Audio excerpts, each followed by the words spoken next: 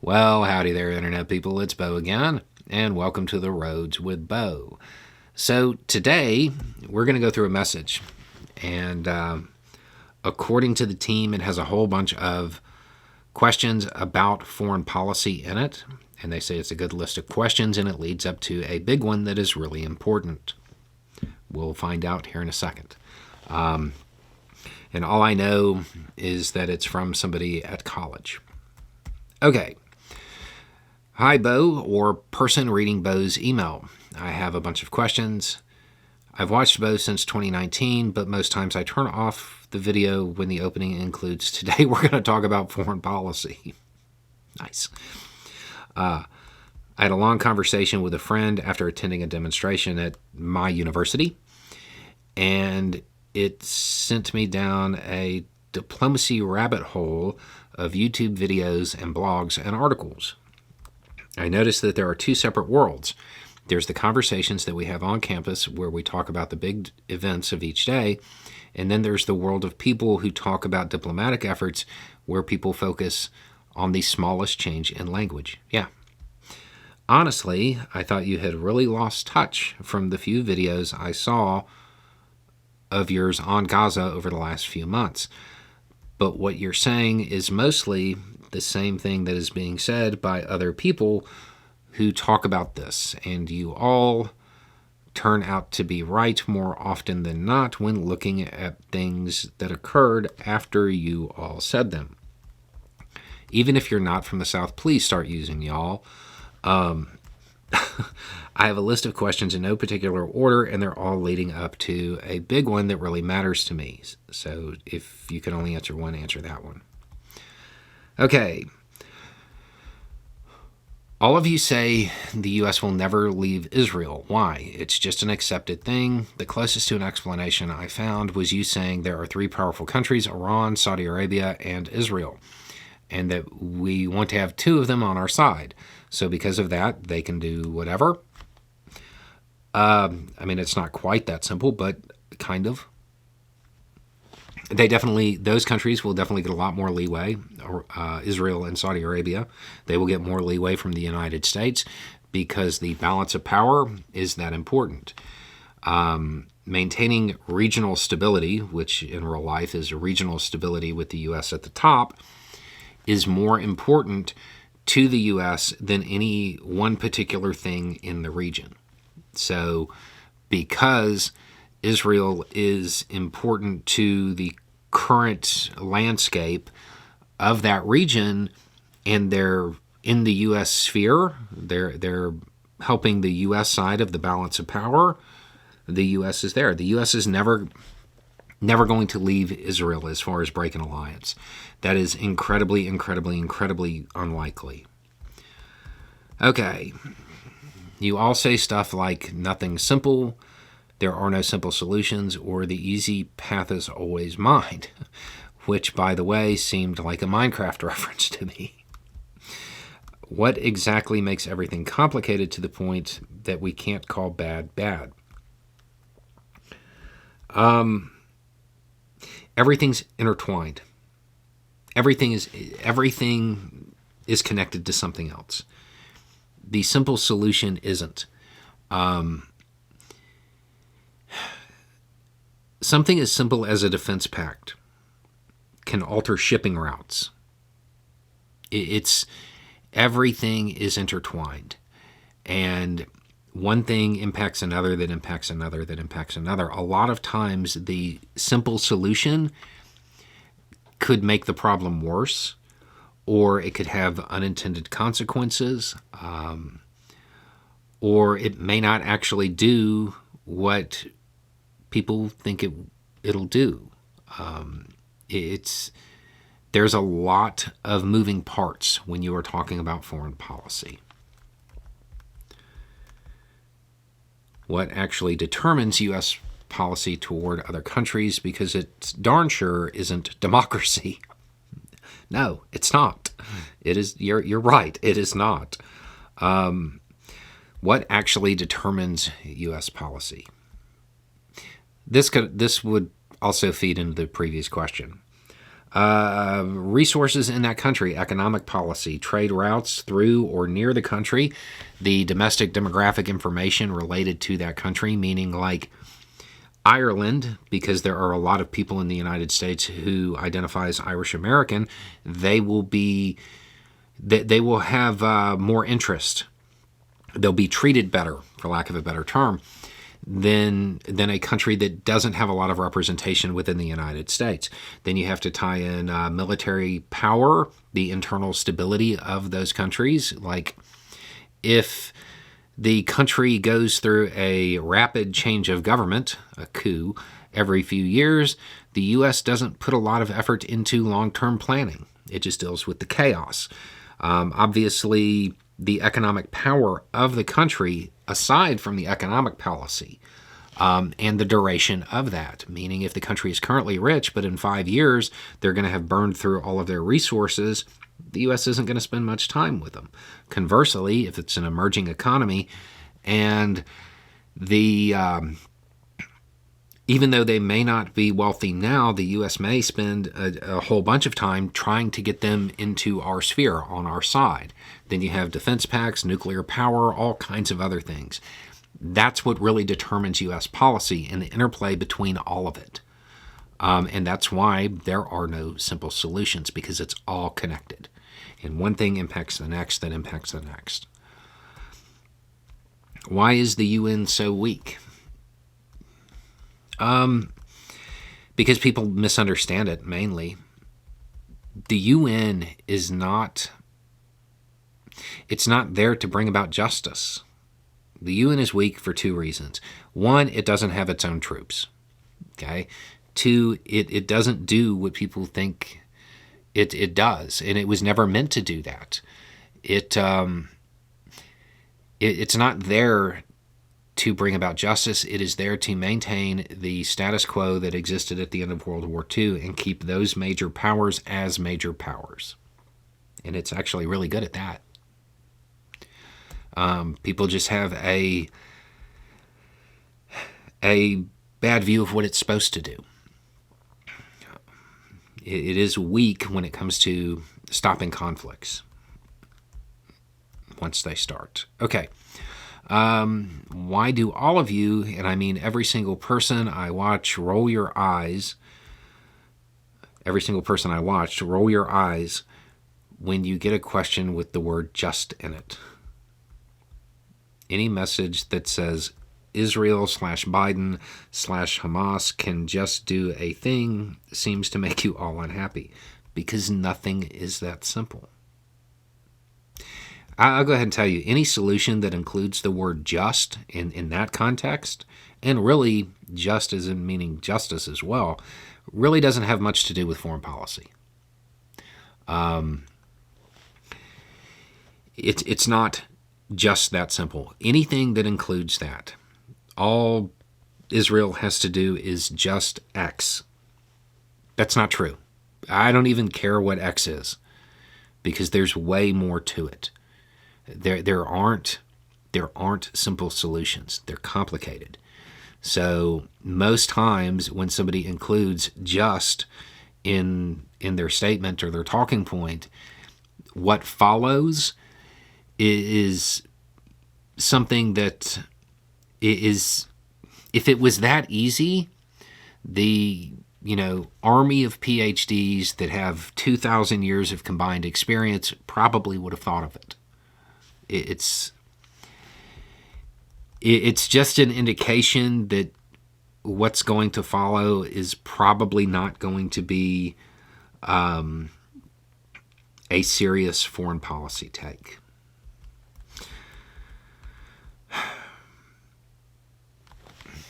Why do all of them get mad when people ask why Arab countries don't take the Palestinians in, as in visibly angry?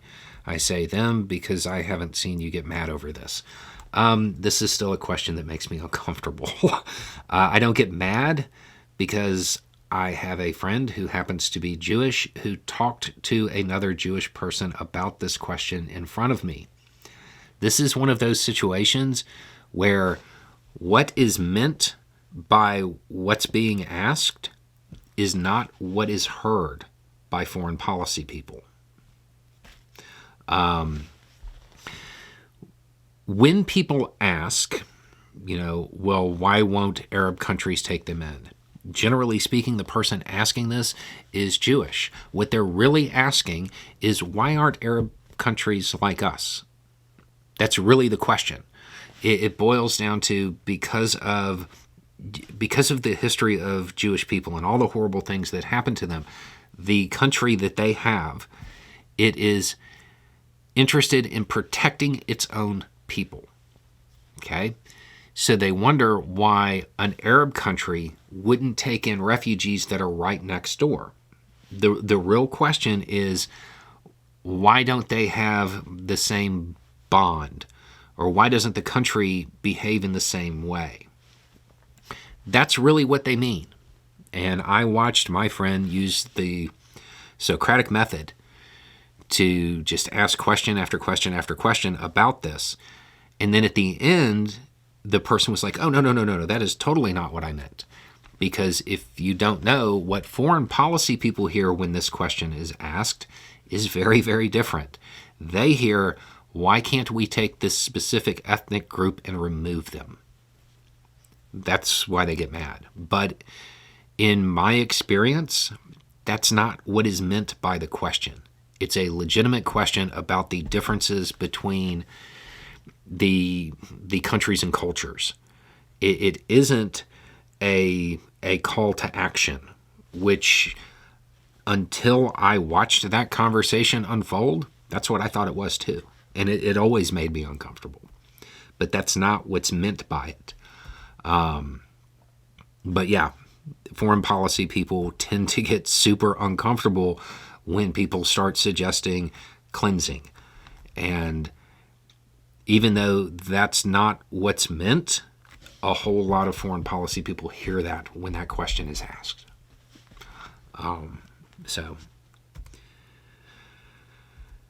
Okay. There seems to be consensus around the idea that the Palestinian Authority is weak or not respected by Palestinians, but nobody explains why. ?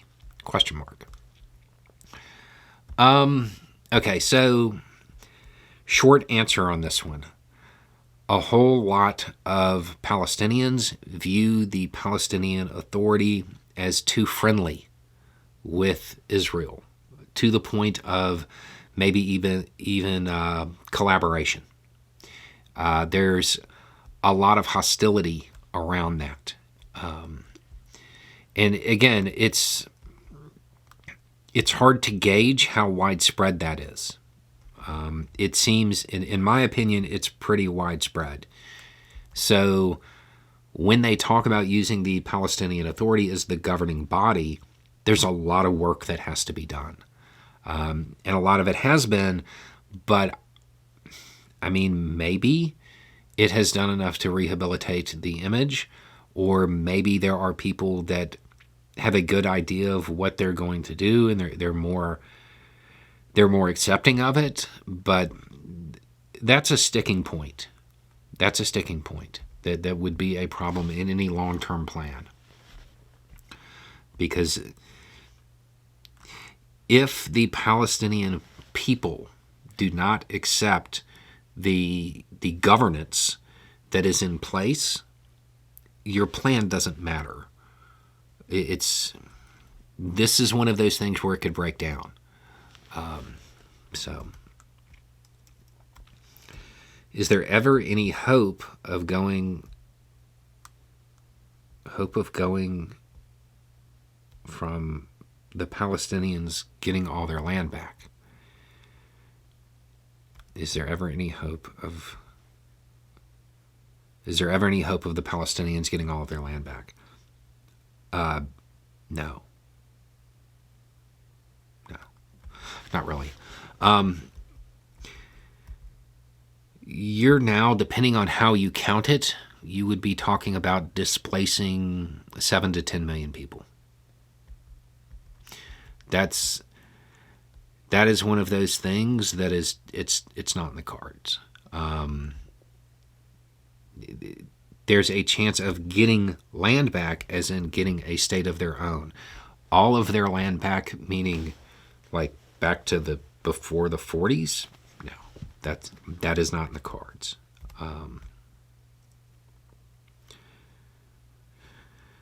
After watching all of the videos I believe Biden, or at least his team, is trying to get to a two-state solution.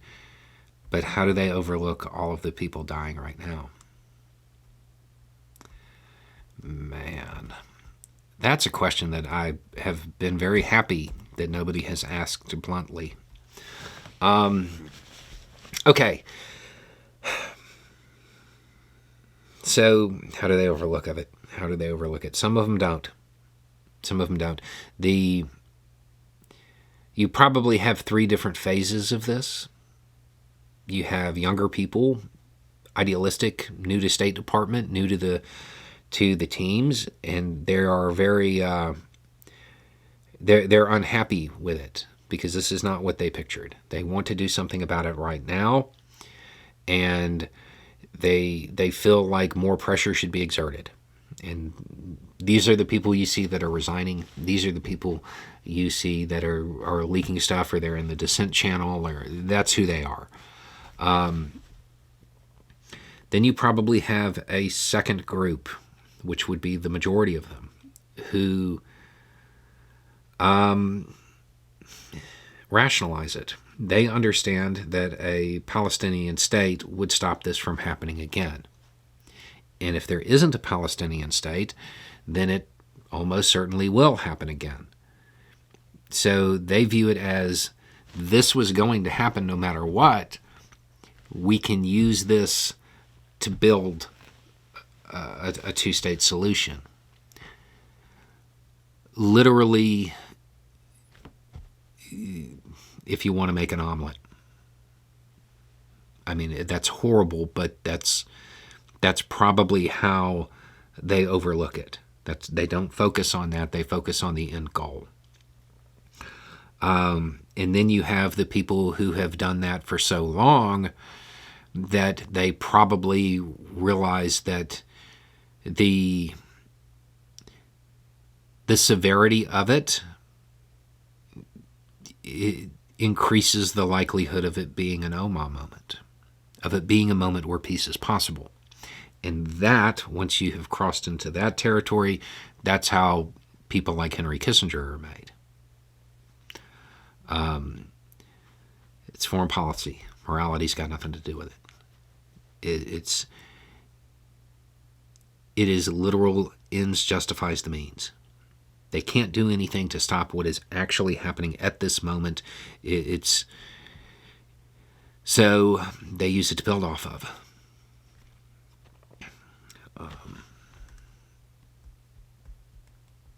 The big one. I've seen a number of channels say that if Biden can get his plan in place, that we will look ridiculous because we're just asking for a ceasefire and calling him names while he was busy getting them a state.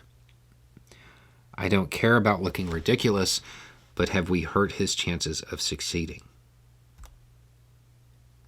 No. Definitely not. No. Nothing exists in a vacuum. That includes his decision making. There is nothing that suggests he and his team would be trying to do what they're doing without the pressure. I mean, yes. In fact, I made a joke about this earlier where I was like, yeah, you're going to keep saying this, and then if it happens, you're going to immediately be to the right of Joe. But that's okay. No, I personally do not believe that they would have the position they have and be doing the things that they are if there wasn't pressure. I don't believe that. I do not think people understand how big a deal it is that they paused a weapon shipment to a U.S. ally during wartime. That's huge. Huge. I do not believe that that would have happened without pressure. No, it is it.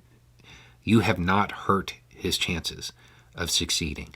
It may not have even been attempted without the pressure. And as far as the other part, yeah, don't worry about looking ridiculous.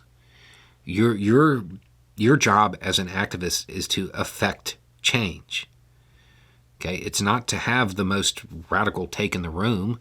It's to actually succeed. And there is a very decent chance that that not just demonstrations, because it started before then, but the outcry that occurred, that it shifted what they were attempting. Shifting U.S. foreign policy is not an easy thing. This will probably be the only time you're actually successful in your life. And then if because of that shift, a two-state solution does occur, yeah, sure, you've been calling him names that maybe you shouldn't have, or whatever, but there's no way to say that a two-state solution would have occurred if you didn't do that. Nothing exists in a vacuum. No, I do not believe you have hurt his chances of succeeding. If anything, I think you have laid the groundwork for the attempt. The only ways that the pressure could actually hurt would be if he succeeds, okay, and there's a two-state solution, and that pressure isn't converted to Congress to get the funding or the ratification of a treaty or something like that through. That would hurt. That would hurt. So it just has to stay mobilized. Or if they're there, they have the plan in place, but because of calling him names, he doesn't get reelected, and it doesn't go into effect. As in, they're there, but it hasn't been pushed through yet. That's it. Those are the only two ways I can see it actually being harmful. Again, you're allowed to put pressure on your politicians, and I do not believe that it would have hurt his chances of succeeding if there's somebody out there saying that. I don't want to say that they're. No, I mean, I can't think of a way that would be true. Now, not in past tense. There are things coming up that might hurt the chance of succeeding, but nothing so far. Your job as an activist is to affect change. There is nothing in the last 30 years of foreign policy that suggests the moves that are being made now would have been made without pressure. Whether or not it's successful, and that's another question. That's an entirely different thing, because that relies on multiple countries and non-state actors all agreeing to do something. It's a mess. But this is the best chance I've seen in 30 years. Now, and I wouldn't even worry about looking ridiculous. Like, that's... If he's successful, if a real peace process is started, you'll know. I mean, it's overnight, sure, like once it's signed, but you'll know it's coming.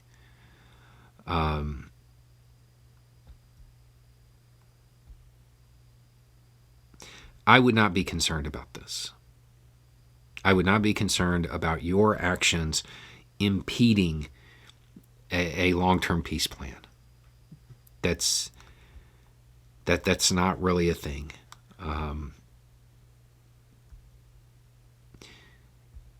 Yeah.